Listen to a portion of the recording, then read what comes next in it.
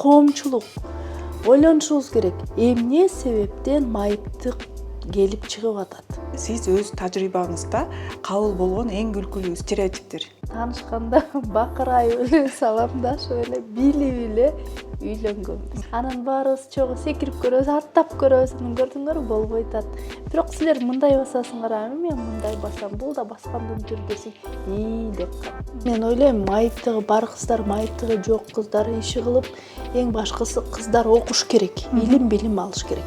Биздин Кыргызстандагы майыптыгы бар кыздардын жана аялдардын келечегин кандай көрөсүз? Ушу парламентке лидер майыптыгы бар аялдар келсе деп ишенем. Эгерде биз майыптыгы бар адамга шарт түзсөк, автоматтык түрдө ошол чөйрөдө жашаган майыптыгы бар, майыптыгы жок, кары адамдар, боюнда бар адамдар, жаш балдар баардык чөйрөдө чогуу эле жүргөн адамдардын жашоосуна жакшы таасирин тийгизет. Саламатсызбы, урматтуу көрөрман. Бүгүн биз кезектеги түз эфирибизди баштап жатабыз. Бүгүн бизде конокто лидер айым, майыптыгы бар кыздардын укугун коргогон Назик кыз уюмунун төрайымы, жана ошондой эле бактылуу эне, сүйүктүү жар, миңдеген майыптыгы бар кыздардын устаты Окей Мураталиева конокто. Саламатсызбы, Окей? Саламатсызбы, Венера. Биздин эфирге кош келдиңиз. Рахмат. Сиздин азыр эң алгач суроо бергим келип жатат. Сиздин азыркы этаптагы жашооңуз кандай өтүп жатат? Аял киши ушундай экен да. Негизи өзүң жалгызбой болсоң, шуудуңда эле уруп жүрө берет экенсиң. Бир күнү тоодо, бир күнү жайлоодо. Үй бүлөң бар да. Үй бүлөнү да алып кетиш, жумушту да алып кетиш оңой эмес, бирок мүмкүн экен. Анан бүгүн дагы ушул учурда иш чаранын үстүнө келип калбадыңызбы, көрүп атасыз.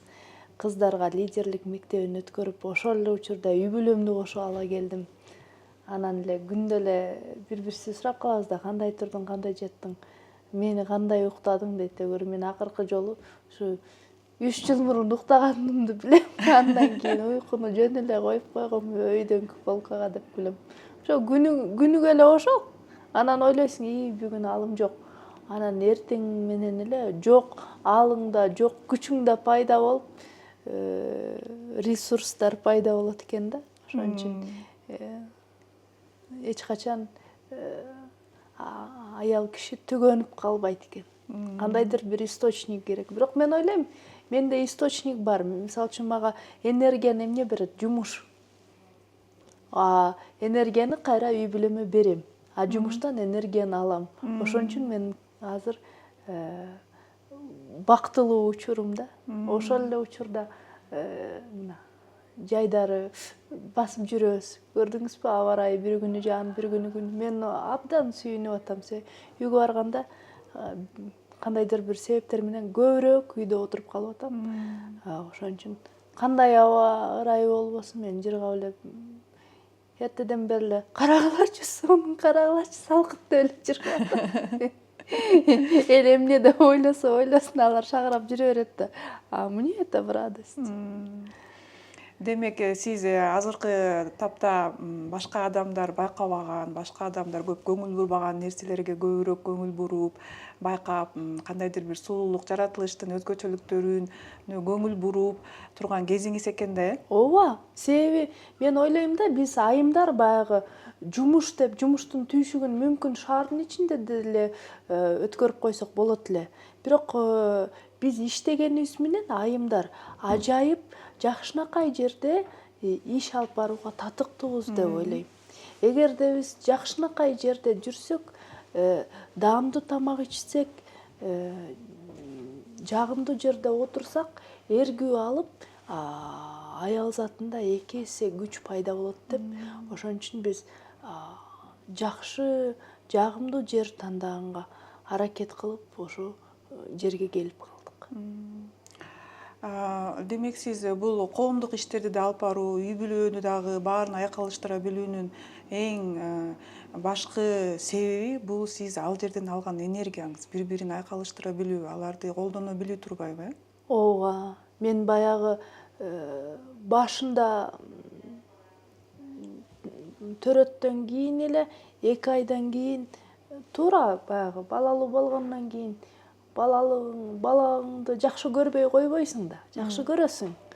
Бүт аракетиңди салып ошол үй бүлөңдү тартып кеткенге аракет кыласың, балаңды багасың. Бирок энергиямды жогото баштаганга сездим да. Анан мен ойлондум, мен энергиямды жоготуп алам, эргүүм кайда деп анан ойлонуп отуруп, ал кезде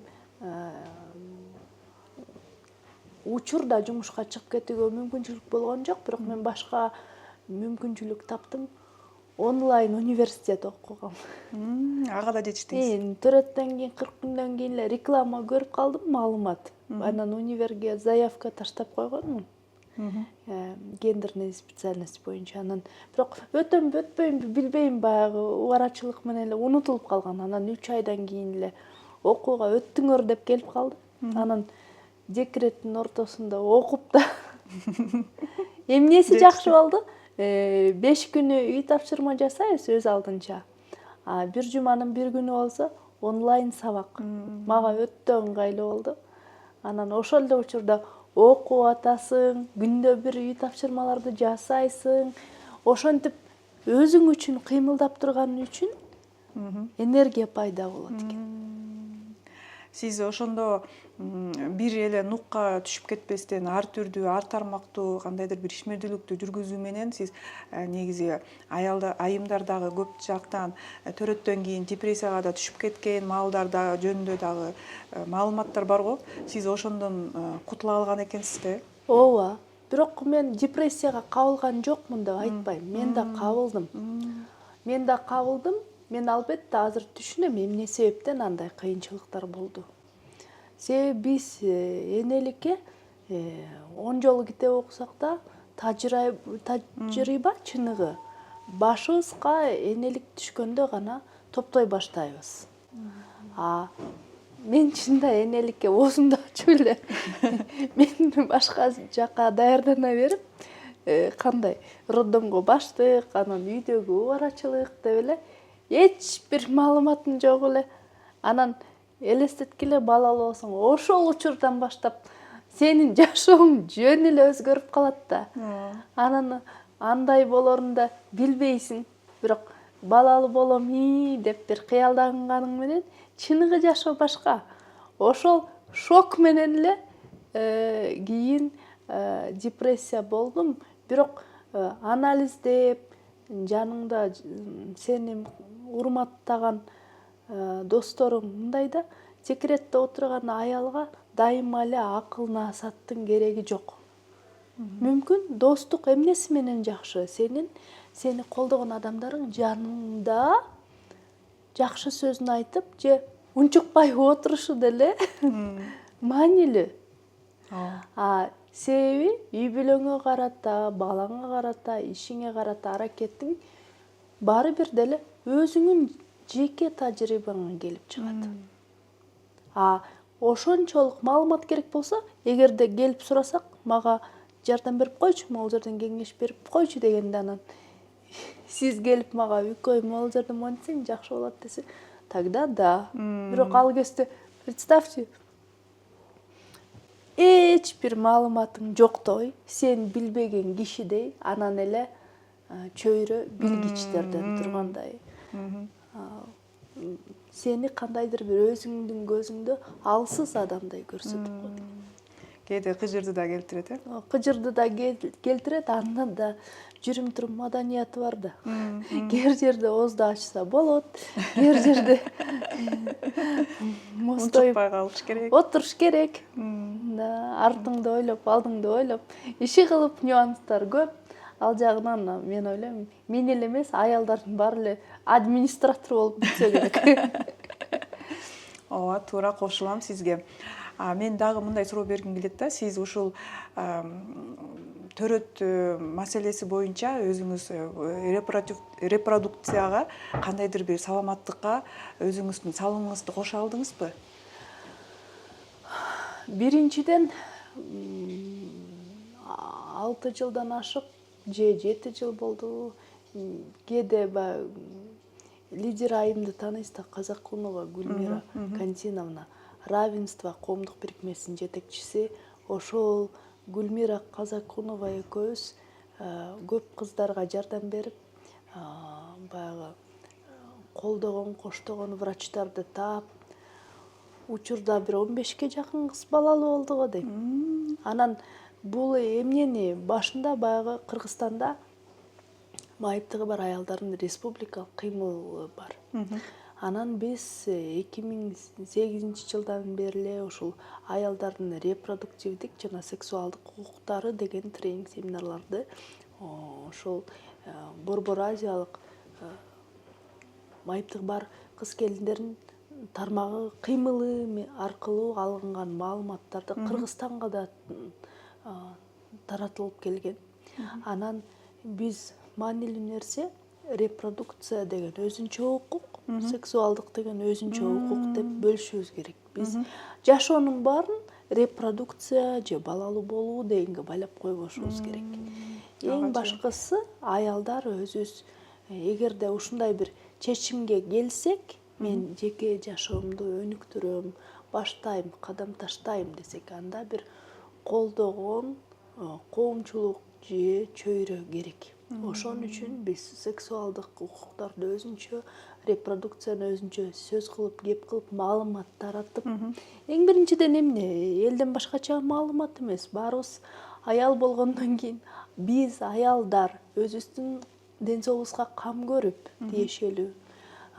Эгерде кааласак, туура түшүнсөк, чечим кабыл алсак, анда эне болууга укугубуз бар деген сыяктуу кептерди айтып, ошондой эле ар бир адам аял болобу, мырза болобу, жеке жашоосунда өзүнүн укуктарын өнүктүрүп жүрсө, ар бир адам ошол жеке жашоонун оң тескерисинде карай жүрүш керек да. Өзгөчө жоопкерчилик менен мамиле кылуу деген сыяктуу. Анан репродукция жагында албетте кээде жеке мындай аялдын ден соолугуна тиешелүү өзгөчө пландоо учурунда, кош бойлуулук учурунда ар бир аялдарга тиешелүү эле боюнда бар аялдарда нюанстар болот го. Ошолорго көңүл буруп, кунт коюп, учурду алып барсак, жыйынтыгында дени сак балалуу болууга мүмкүнчүлүк, өбөлкөлөр түзүлөт. Ошол эле мен айтпаймын, майыптыгы бар аял болсо, балалуу болсо, бул абдан кооптуу деп. Негизи майыптыктын келип чыгышы көп факторлорго тиешелүү. Бирок биз эч убакта аны тек гана майыптыгы бар аялдар балалуу болсо бул өтө кооптуу деп мындай маалыматты майыптыгы бар аялдардын башына байлап койбошубуз керек.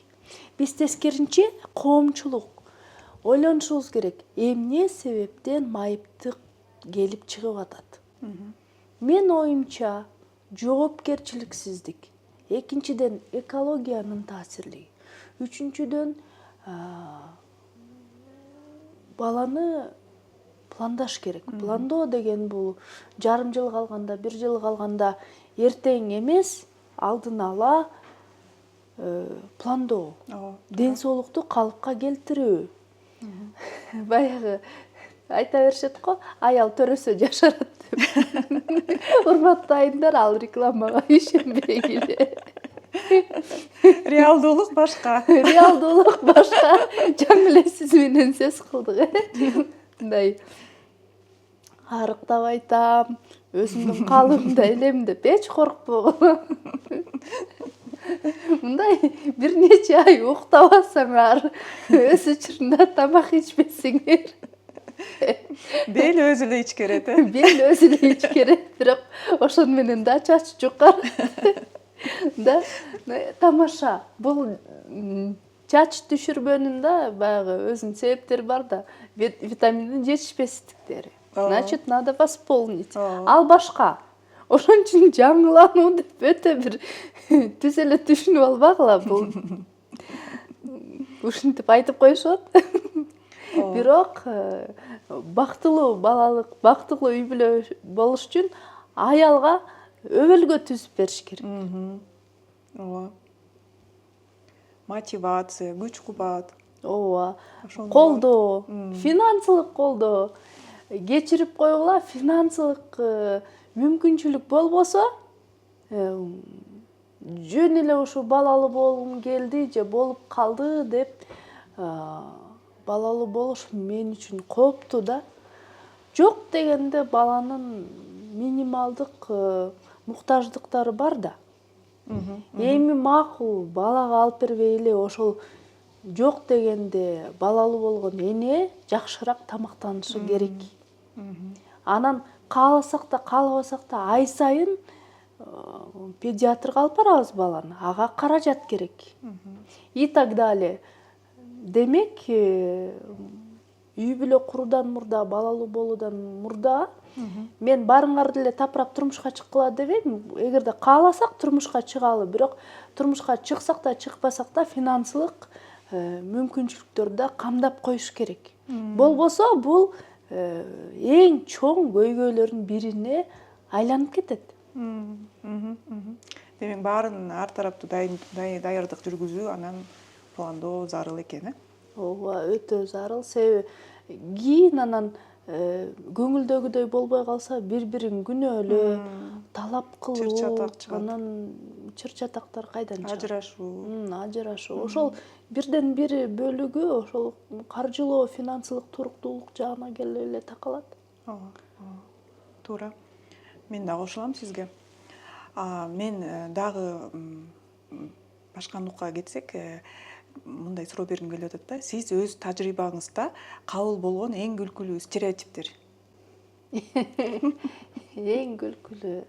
Эми азыркыга чейин деле баягы жолдошум экөөбүз сейилдеп же андай бир тамак аш алып магазинге барып калабыз да. Эми эмне кылабыз? Балабызды үйгө бекитип коймок белек. Мындай кылып чыгабыз. Мен өз алдынча баса алам, бирок өтө алыс басып кете албайм. Же болбосо жайбаракат басып жүрө албайм. Өзүм бассам дагы 1 килограммдан ашыгыраак оор бир нерсени көтөрө албайм. Же болбосо азыр кызым 2 жаш 2 ай ар тарапка басып кетет, жүгүрүп кетет. Аны бир нукка кармаш үчүн эмне кылабыз? Мен коляскага отурам, баламды алдыбызга отургузабыз, анан магазинге жөнөйбүз. Магазинге барганда пакеттерди артка илебиз, же болбосо алдыга мен кармайм. Балам дайыма алдыма отурат. 10 айынан баштап Көнгөн, алдыга отуруп көнгөн. Анан кетип баратсак эле туш келди адамдар менин жолдошумду келип колун кыса берет да. Ты молодец. Ты знаешь, что ты попадешь в рай депчи. Мен ошондойдо кээде кырчылып калам, атайын эле тийише берем. Менчи депчи. Менин деле салымым зор да. Неге Сергей бешке чыгат? Деп. Же Сергейге тийишем, сен кандай каалайсың? Элиткабы? Же интернет байланыш жакшы болсунбу? Деп элечи. Бирок экөөбүз күлөбүз. Же болбосо Сергейди бир тааныш адам сөз кылып калды. Аудиодон мага уккузуп күлүп атабыз экөөбүз. Сергей, ты понимаешь, что ты пошел на такую жертву? Ты пожертвовал свою жизнь ради нее. Она всегда была такая или потом стала такая? Ты знал об этом? На что шел, да? И мындай экөөбүз бири-бирибиз менен таанышканда бакырайып эле саламдашып эле билип эле үйлөнгөнбүз. Эч ким шок болгон жок, чалкасынан кеткен жокпуз. Кечээ күнү эле ошол кеп кылып отурдук. Үй бүлө курганда бири-бирибизди адамды көрүп, адамды байкап, баалап анан үйлөндүк. Бирок элден башкача бир өзгөчө үй бүлөбүз деп айта албайм. Эл катары эле бир күнү урушабыз, башка күнү жарашабыз. Ар кандай эле эл катары эле менде өзгөчө же бир менде ыкма бар, же болбосо менде бир секрет бар, үй бүлөнүн бакыты деп айта албайм. Эч кандай секретим жок. Демек жолдошуңуз сизде башка адамдардан айырмаланып, сиздин баалуулуктарыңызды көрө билген экен да, Ооба, ооба. инклюзивдик очкиди кийиптир да убагында эле. Ага эмнеси жакшы, ал деген убагында христиан мектебинде окуган. Ал мектепте майыптыгы бар, майыптыгы жок балдар аралашып окуп калган. Чөйрөсүндө дайыма эле болуп келген балдар. Анан ал бала кезинен эле башка балдарды көрүп, кошо кол кабыш кылып жүрүп, мындай таң калыштуу нерсе болгон жок. Көндүм нерсе болду ага, Көндүрүм нерсе. Күндө көрүп жүргөн нерсеге айкалышып калганда адам таң калбайт. Керек болсо балдардын белгилүү бир мөөнөткө чейин башында эч кандай калыптанган ойлору жок. Балдар, дети болгон оюн болгондой эле айтат. Сен эмнеге мынтип басасың, сен секирип баспайсыңбы, анда секирип баса албасаң аттап баспайсыңбы дей берет да. Анан баарыбыз чогуу секирип көрөбүз, аттап көрөбүз, анан көрдүңөрбү болбойт атат. Бирок силер мындай басасыңар, мен мындай басам, бул да баскандын түрү десең, деп калат. Биз калыптанган ойду кийин ошо балдарга мындай түптөй баштайбыз, мээсинечи. Бул бизден. Балага жакшы тарбия бериш, жакшы чөйрөнү түзүп бериш, ал да бизден. Бирок ага чейин биз дагы калыптанган ойлордон алыс болушубуз керек. Мен айтпайм, Сергей деле жөнөкөй үй бүлөдөн, мен деле жөнөкөй үй бүлөдөн кандайдыр бир айчырай болуп кеткен жокмун. Билбейм. Бардык аялдардай эле өзүмдү караганга аракет кылам, иши кылып мындай да жөн эле жерден үйлөнүп калдык. Ойлобоңуздар, тиги биринчи көрүп эле сүйүп калып эле, анан кечке шагыра 2 жыл жүрүп, анан үйлөнөлү деп, анан жүр деп барып үйлөндүк да. Үйлөнгөнүбүз да бир өзгөчө тамаша. Иши кылып экөөбүз бат эле баш кошуп калдык, ошентип жашап калдык. Күтүлбөгөн жерден экөөбүзгө тең. Демек инклюзияны бала бакчадан баштоо зарылчылыгы өтө маанилүү экен да, Өтө маанилүү. Өтө маанилүү. Мен Сергейге айттым да, бир досу бар экен, атын унутуп атам. Ошону көөнүгө биринчи кабаттан 2 кабат мектепке көтөрүп чыкчу экен тепкичтен. Анан азыр күлөм да, ошол досуң билип атабы, сен далыны көтөрүп жүргөн үчүн ал мектепти бүттү, ошону сезип атабы деп. Анан кээде күлөбүз. Мүмкүн Вселенная сени мага дайындап, мени сага дайындап, экөөбүз табышкан адамдарбыз деп. Рахмат. Эми сиздин ишмердүүлүгүңүзгө кайрылсак, негизи ушул укук коргоо тармагында майыптыгы бар адамдар, кыздар жана аялдар менен иштейсиздер. Негизи кандай, кантип башталды жана кандай бир ийгиликтүү кейстерди мисал кылдары айтып бере аласыз? Бул активизм, бул дайыма эле менин айланамда болуп келген. Керек болсо мен баягы 5 жашыман баштап эле, примерно 90-е годы, 90-жылдар биринчи эле реабилитациялык центрлер, борборлор, демилгелер пайда боло баштаган 90-жылдары. Ошол күнүмдүк центрлер баарына эле болуп чыккам. Өзүңүз, Анан өзгөчө азыр тиги 30 жылдык, 35 жылдыктар болуп калат го. Ошондо чакырып калышат да, первый выпускники деп. Ошол жакта туруп калганда мен күлкүм келет да, считай, баягы бала кезден эле бул чөйрөмдө болгон. Ошон үчүн активизм мен үчүн пайда болгон нерсе эмес, болуп турган эле нерсе болчу. Болгон эле. Мен бир 20 жаштан аттай баштаганда өзүм ички туюмдарымда сезе баштагам. Мен мындан ары жашоодо кандай кадам ташташым керек. мен кандай бир тармактарды тандашым керекпи, тандасам мен тажрыйбам жок да деген сыяктуу коркунучтар да бар болчу. Себеби университеттин 3-4 курсунда окуп калганда түшүнүп атам да, бир жылдан кийин университетти бүтөсүң. Андан кийин мени кандай келечек күтүп атат? Ал да мага коркунуч жаратып, белгисиздик. Ошол учурда мен Гүлмира Казакунова менен таанышып калып, экөөбүз Японияга кетебиз деген учурда эле 2 жума калганда таанышып калдык. Анан чогуу эле ошол жол жүрүп калдык Японияга карай. Ошол Японияда жүргөн кезде ал мага суроо берди. Сен аялдардын укугун коргоо жаатында иштерди аркалабайсыңбы деп. Мен болсо, мен да кызыгат элем, бирок мен тажрыйбам жок да, мен эмне деп иш баштайм деп анда да корктум да. Мындай карасаң чын эле тажрыйбам жок. Жөн эле келип иш баштай бермек белем деп абдан өзүмө чоң нерсе элестетип корктум. Ал айтты, эч ким активизмге билип туруп, үйрөнүп туруп, дап-даяр болуп келген жок. Баарыбыз иштин үстүндө жүрүп үйрөндүк деп.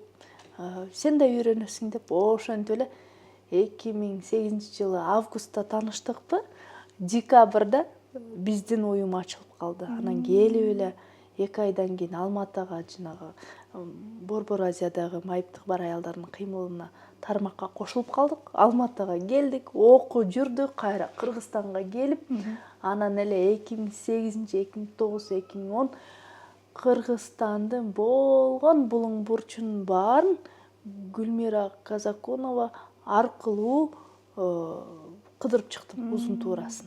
Анда да Гүлмира эжеге айтып атпаймынбы? Маалыматты үйрөнгөнүм менен эми келип тренингге өтүш керек да. Мен коркконум ушу мага суроо бербесе экен, ушу мени сурабаса экен, ушу мага микрофон бербесе экен деп абдан корком. Анан мага биринчи учурларда бир тема берип коет эле, мындай программанын бир темасын, сегмент. Аны жаттайм, даярданам, анда да корком.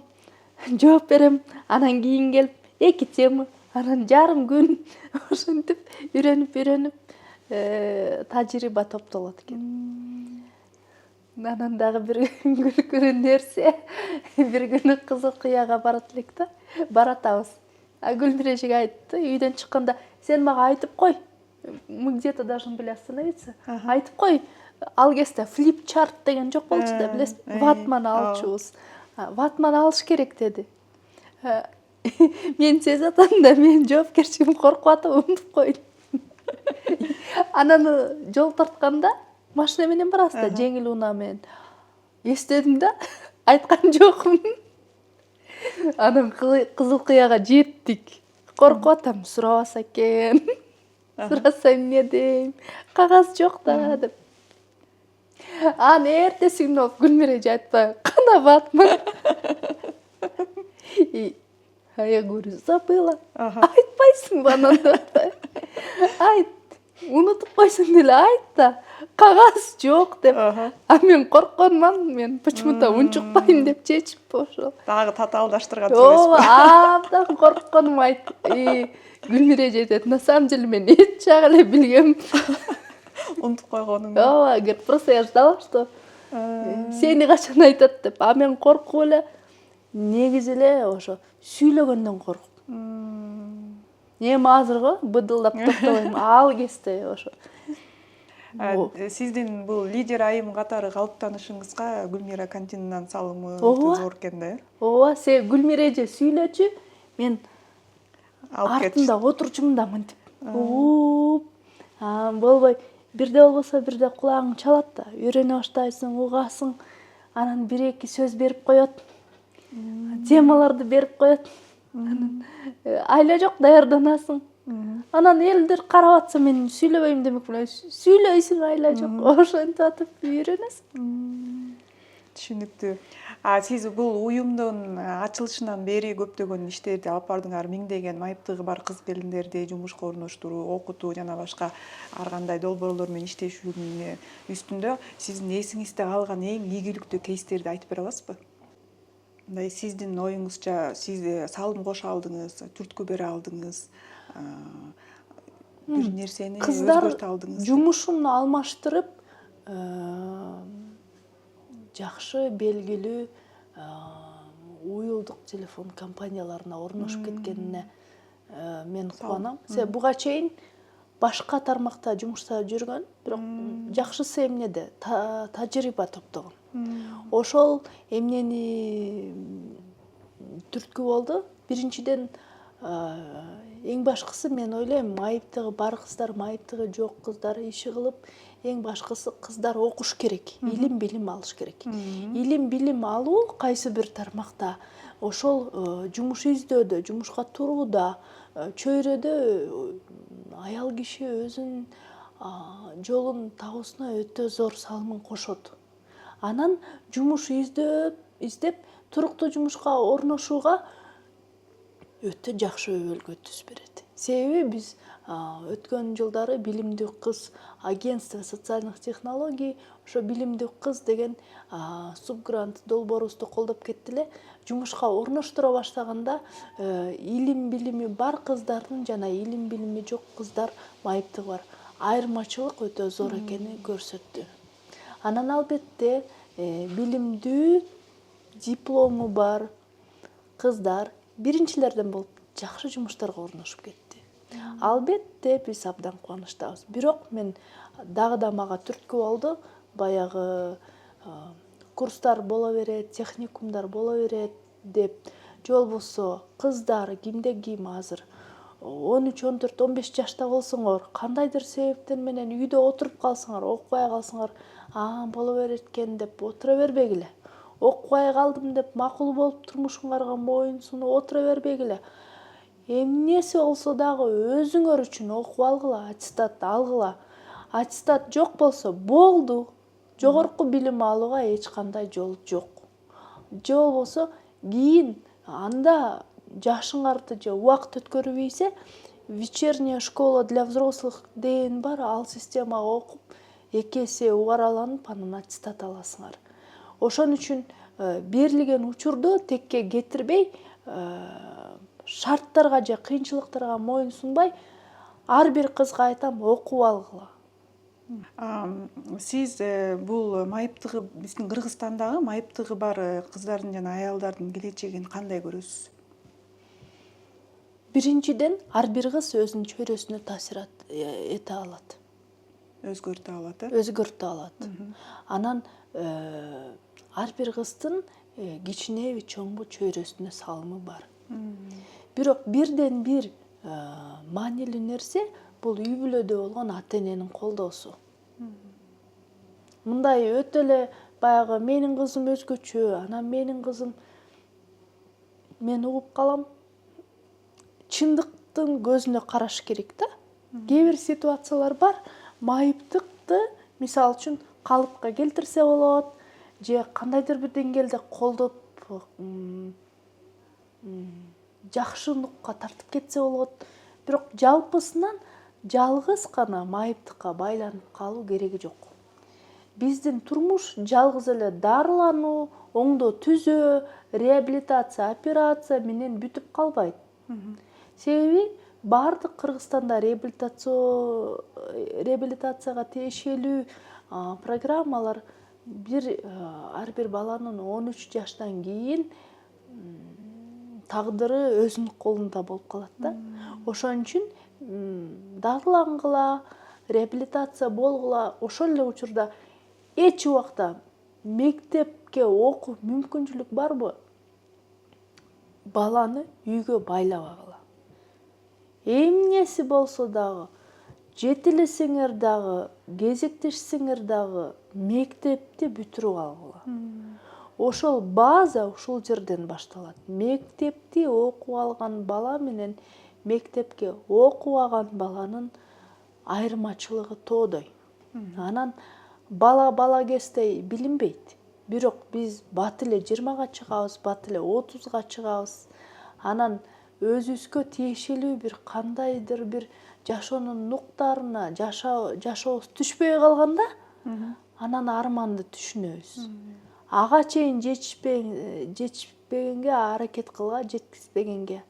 Ошон үчүн өз учурунда ата-эненин туура түшүнүк менен ар бир баланы, мисалы үчүн мектепке даярдап атасыңарбы, мектепке, садикке барып атабы, садикке даярдай бериңиздер.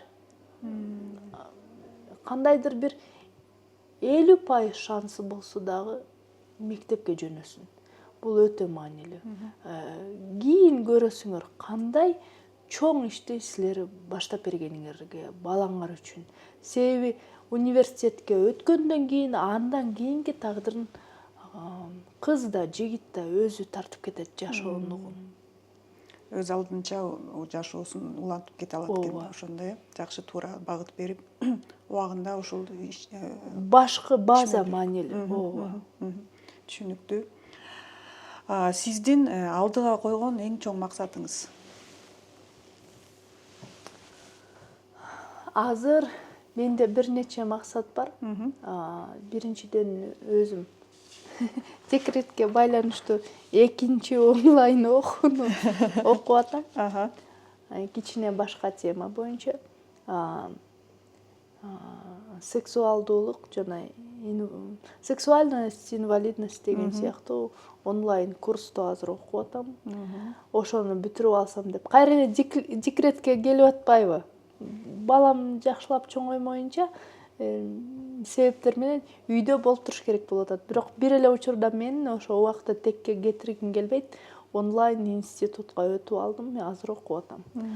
Бирок келечекте баары бир деле социология же изилдөө жаатында чет өлкөгө барып окуп келсем деген оюм бар.